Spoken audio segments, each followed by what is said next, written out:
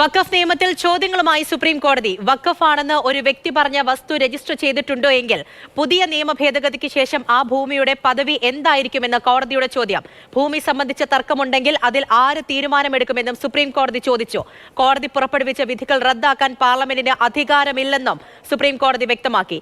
വഖഫ് നിയമ ഭേദഗതി ചോദ്യം ചെയ്തുള്ള വിവിധ ഹർജികളിലാണ് സുപ്രീം കോടതി നിലപാട് വ്യക്തമാക്കിയത്. ഹിന്ദു ക്ഷേത്ര ബോർഡുകളിൽ മുസ്ലിങ്ങളെ ഉൾപ്പെടുത്താൻ അനുവദിക്കുമോ എന്നും ചീഫ് ജസ്റ്റിസ് ചോദിച്ചു. ഡൽഹിയിൽ നിന്നും ബി ബാലഗോപാൽ വിവരങ്ങളുമായി ചേരുന്നുണ്ട്. ബാലു, നിർണായകമായ ചോദ്യമാണ് വിഷയത്തിൽ കോടതിയുടെ ഭാഗത്തു നിന്നും ഉണ്ടായത്. എന്താണ് ഇന്ന് കോടതിയിൽ നടന്നത്? നാളെ എങ്ങനെ തുടരും? വഖഫ് നിയമ ഭേദഗതി ചോദ്യം ചെയ്തുകൊണ്ടുള്ള 70-ലധികം ഹർജികളാണ് ചീഫ് ജസ്റ്റിസ് സഞ്ജീവ് ഖന്നയുടെ അധ്യക്ഷതയിലുള്ള ബെഞ്ചിന് മുമ്പാകെ ഇന്ന് ലിസ്റ്റ് ചെയ്തിരുന്നത്. ഏതാണ്ട് 2 മണിക്കൂറോളം ഈ ഹർജികളിൽ വാദം കേൾക്കൽ നടന്നിരുന്നു. തുടർന്ന് ഈ ഹർജികളിൽ ഒരു ഇടക്കാല ഉത്തരവ് പുറപ്പെടുവിക്കാൻ വേണ്ടി ചീഫ് ജസ്റ്റിസിൻ്റെ ബെഞ്ച് നടപടികൾ ആരംഭിക്കുകയും ചെയ്തിരുന്നു.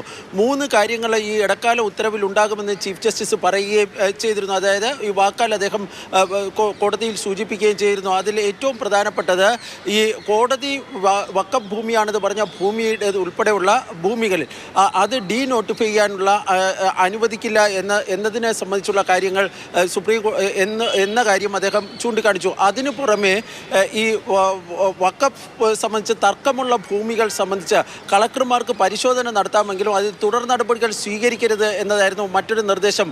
വഖഫ് കൗൺസിലിൽ ഈ എക്സ് ഒഫീഷ്യോ സ്ഥാനത്തേക്ക് മുസ്ലിങ്ങളെ വെക്കാമെങ്കിലും മറ്റ് അംഗങ്ങളെല്ലാം മുസ്ലിങ്ങളായിരിക്കണമെന്നൊരു നിർദ്ദേശം ഉൾക്കൊള്ളിക്കുമെന്നും ചീഫ് ജസ്റ്റിസ് കോടതിയിൽ പറഞ്ഞു. പക്ഷേ ഈ ഇടക്കാല ഉത്തരവ് പുറത്തിറക്കുവാൻ ഈ കേന്ദ്ര സർക്കാരിന് വേണ്ടി ഹാജരായ സോളിസിറ്റർ ജനറൽ തുഷാർ മേത്ത കോടതിയോട് ഇന്നത് ഇറക്കരുതെന്ന് ആവശ്യപ്പെടുകയാണ് ഉണ്ടായത്. കാരണം ഇതിൽ കേന്ദ്ര സർക്കാരിന് കൂടുതൽ ശരി, ബി ബാലഗോപാലാണ് ഡൽഹിയിൽ നിന്ന് വിവരങ്ങൾ നൽകിയത്.